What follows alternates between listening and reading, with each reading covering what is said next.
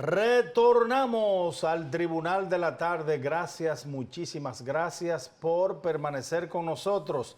Estamos en nuestra audiencia y en esta audiencia de este lunes tenemos el grato placer de conversar con la licenciada Sergia Galván. Ella es maestra, orientadora y activista feminista de la República Dominicana. Doña Sergia, un buen gusto tenerla aquí en este Tribunal de la Tarde. Igualmente, buenas tardes. Muy contenta de compartir con ustedes y con la audiencia. Muchas gracias. El honor es nuestro.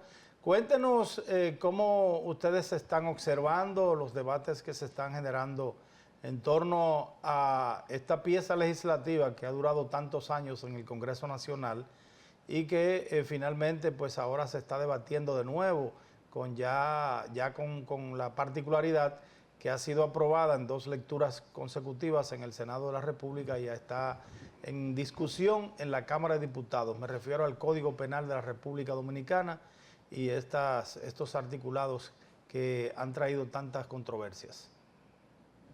Bueno, para mí es un proceso, este momento de luces y sombras. Luces en el sentido de que por fin, luego de más de 20 años de lucha por este código penal, la ciudadanía de manera general está prestando mucha atención a lo que está ocurriendo. El hecho de que en esas vistas públicas tantos sectores diversos fueran a opinar, hacer propuestas, cuestionamientos sobre el código, me parece realmente muy importante. Sectores del ámbito científico, del ámbito académico, de sociedad civil, sector empresarial, sector gremial, sector religioso, profesionales, en fin. Yo creo que eso realmente es muy importante. Creo las recomendaciones que se hicieron en esas vistas públicas muestran a una ciudadanía muy preocupada, altamente preocupada por los retrocesos que implica esa pieza que fue aprobada en el Senado. Retroceso en términos de la institucionalidad democrática, retrocesos en materia de derechos fundamentales, retroceso en términos de transparencia y de la lucha que hemos librado también por años en contra de la corrupción, retroceso en materia de protección a la niñez y retrocesos en términos generales, porque es un proyecto de código que debería estar ubicado en el siglo XXI, pero sabemos que hay propuestas que se remontan a la Edad Media. Entonces, realmente... ¿Como cuáles específicamente, antes de que mis compañeros Cristian Rojas y Mildred Charlotte intervengan, cuáles son esos puntos, cuáles son esos articulados que hacen retroceder a esta pieza legislativa y cuáles usted entiende que deben ser establecidas? Sí, hay aspectos muy concretos, por ejemplo, que tienen que ver con el derecho a la protesta, por ejemplo. Es algo que hace años que en República Dominicana realmente opera y como en este código penal, en esta versión aprobada en el Senado, criminalizan la protesta y catalogan, por ejemplo, de rebeldía, reuniones, movilizaciones, y además le da la prerrogativa a las autoridades de intervenir frente a lo que ellos consideran que es un acto de rebeldía. Y lo mencionan muy concreto, dice reuniones, manifestaciones, con o sin arma incluso, dicen. Entonces yo creo que esos son aspectos que retroceden.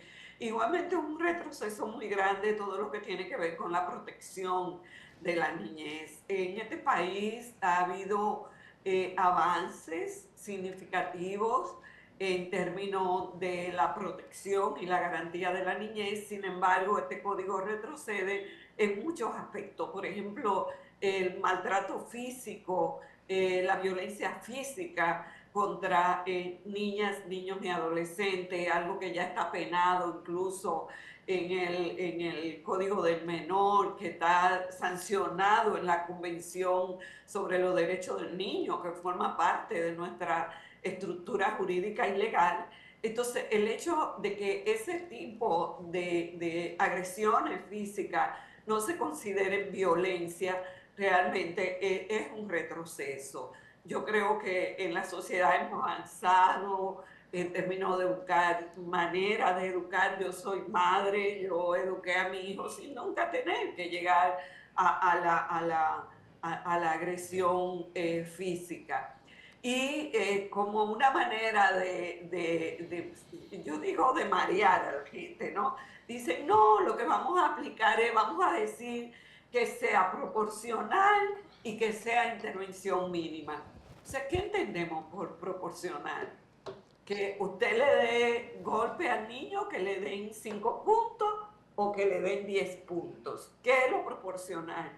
Que usted lo encierre un día sin comida en una habitación o que lo encierre 2 días.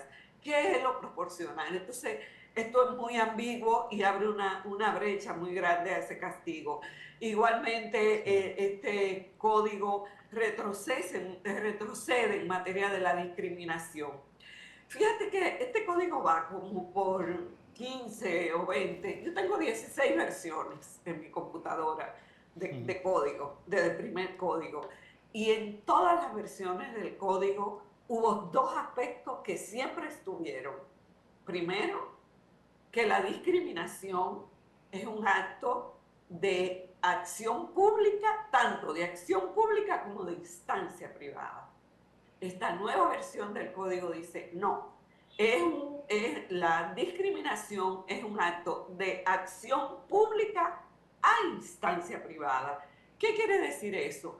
Que el Estado, el Ministerio Público, renuncia a su potestad, a su rol esencial de perseguir, de investigar y de sancionar la discriminación, porque solo lo podrá hacer si hay un actor privado que intervenga y ponga la denuncia. Y eso, todo eso es grave. Eso, desde la Declaración Universal de los Derechos Humanos, en su hermoso preámbulo, habla de la discriminación como una responsabilidad del Estado. Total. En este código le quitan esa responsabilidad al Estado, a menos que no haya un actor privado. Igualmente, en todas las versiones anteriores del código había contemplado, cuando enumera los diferentes tipos de discriminación, establecía lo de la discriminación por orientación sexual. En todas las versiones, 14 versiones donde eso estaba. Ahora, en esta versión, lo elimina, donde tú dices, bueno, los derechos son progresivos, pero sin embargo,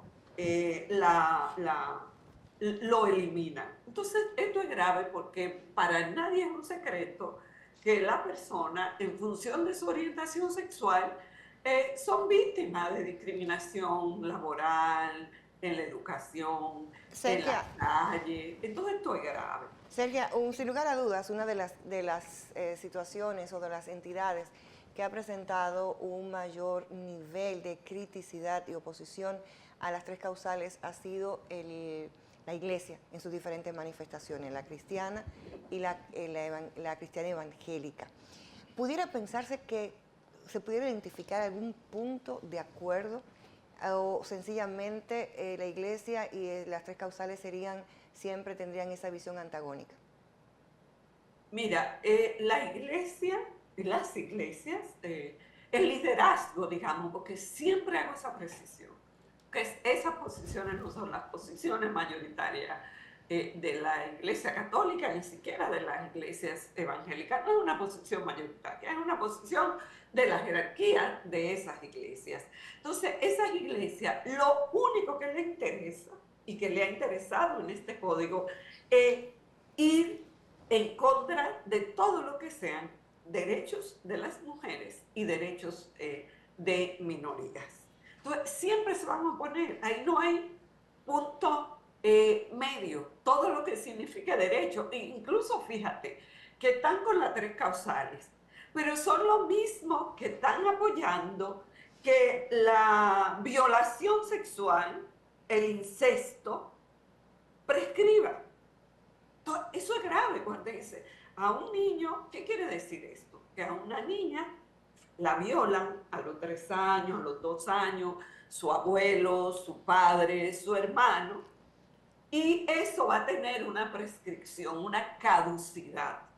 Y entonces esto es grave, porque nosotros sabemos que los abusos sexuales durante la niñez se vienen a denunciar 40, 30, 35. Sí, cuando la víctima ya es mayor de edad. Después, porque una niña, un niño, no tiene las herramientas para poder enfrentar a su padre que la violó. No tiene las herramientas porque hay unas relaciones de poder. También hay un encubrimiento familiar muy fuerte. Tú como niña, como adolescente, tienes una dependencia todavía de tus padres. Entonces es realmente muy difícil. La mayoría de los casos se denuncian muchas veces a los 30, 35, 40 años, después de mucha terapia, los que tienen posibilidad de ir a terapia, después de muchos sufrimientos, otros terminan en suicidio, o después de muchas redes de apoyo. Y te lo dice una que tiene largos años, décadas de experiencia acompañando a víctimas de abuso. Y a mí me parte el alma de ver niñas y niños que fueron abusados y que hoy tienen 20, 30 años y no tienen todavía la fuerza para enfrentar y hacer una denuncia. Entonces, que esto prescriba, esto es grave, porque esto no debería, esos crímenes no pueden prescribir. Pero igualmente, sobre eso, esos mismos sectores que se oponen a las tres causales son los mismos que están defendiendo con toda fuerza, todo pulmón, la agresión física como medio de castigo. Fueron las mismas sectores, las mismas caras que cuando el nuncio Wesolowski en República Dominicana violó niños, salieron a decir que era una mentira y que era una forma de ir en contra de las iglesias. Entonces, son esos mismos sectores, son esos mismos actores. Entonces, es muy difícil porque esos actores tienen, es como, algo así como un fetiche con relación a los derechos de las mujeres. Fíjate que la mayoría de las iglesias han avanzado. Yo vengo de una práctica eclesial y han avanzado en muchos derechos, pero cuando se trata de los derechos de las mujeres, todavía siguen siendo entidades misóginas, entidades que no abren paso, no abren espacio a las mujeres y a esas minorías. Pero este código, además de eso, tiene otros problemas serios, por ejemplo, con la corrupción.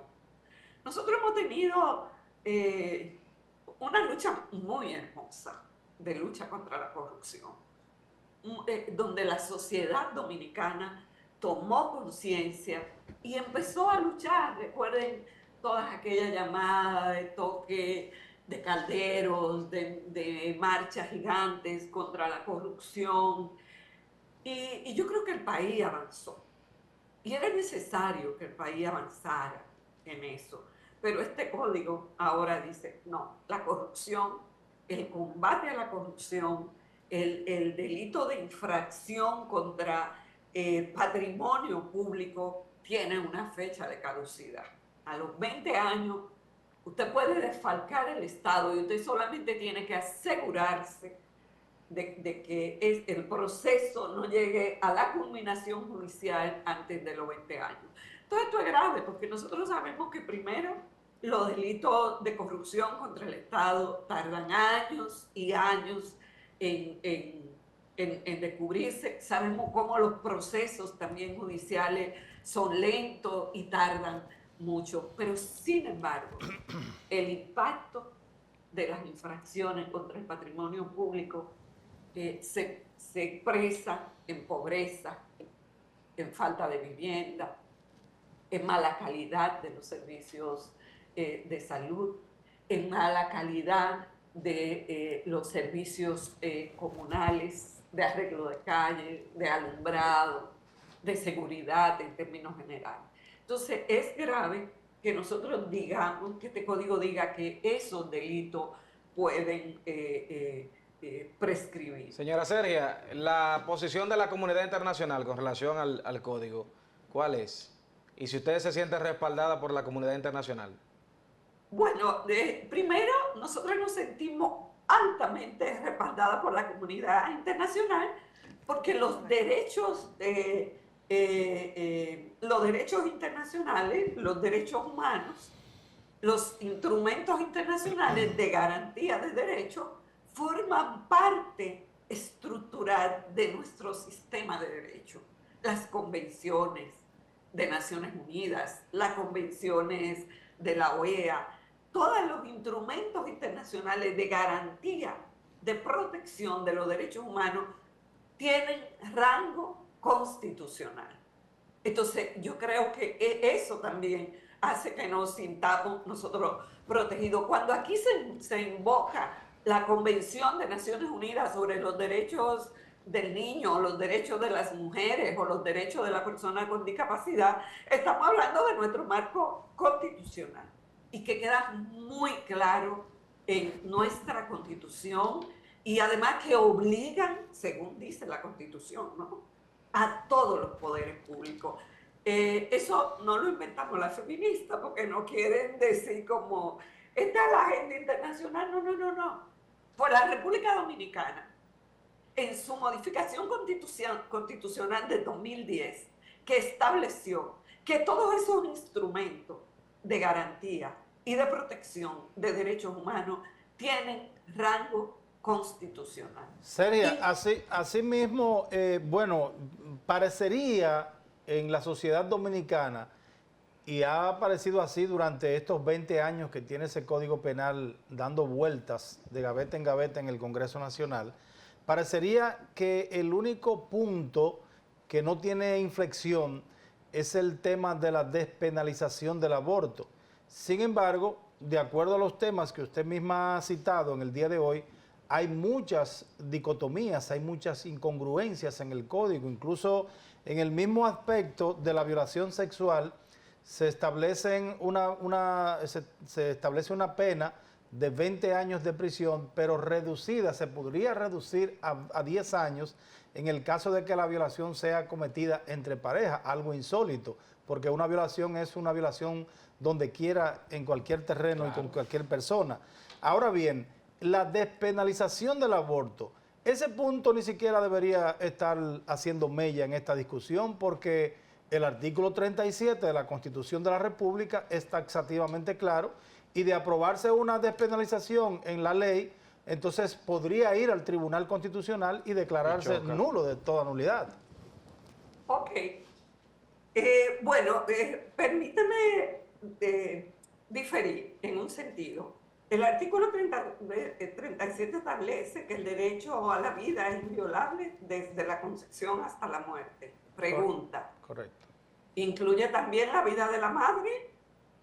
Bueno, pero que ya eso es una interpretación que no puede dar el legislador, ni siquiera el miembro del Tribunal Constitucional que fuera a revisar esta pieza o alguna sí, posición. Pero te digo, incluso en ese artículo tú ves que dice solamente la vida del embrión. No, es del ser humano, en sentido general. en sentido general, y las mujeres como seres humanos, ¿verdad? Claro. Pero más aún, te voy y permíteme que te lea esta joya del artículo 42, que dice: ordena explícitamente que toda la persona tiene derecho a que se respete su integridad física, psíquica, moral y a vivir sin violencia, y que tendrá la protección del Estado. Sí. Eso dice el 42. Pero el 42 dice: ninguna persona, y las mujeres somos personas, ¿verdad? Claro. Puede ser sometida a penas, tortura, procedimiento vejatorio que impliquen la pérdida o disminución de su salud o de su integridad física. Frente a un embarazo que amenaza tu vida, tú vas a tener una disminución de la pérdida de tu salud.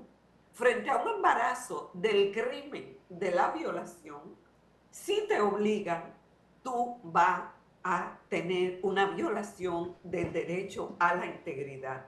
Pero el artículo 74 dice: no, los derechos no tienen carácter limitativo y por consiguiente no incluyen otros derechos. No incluyen otro derecho.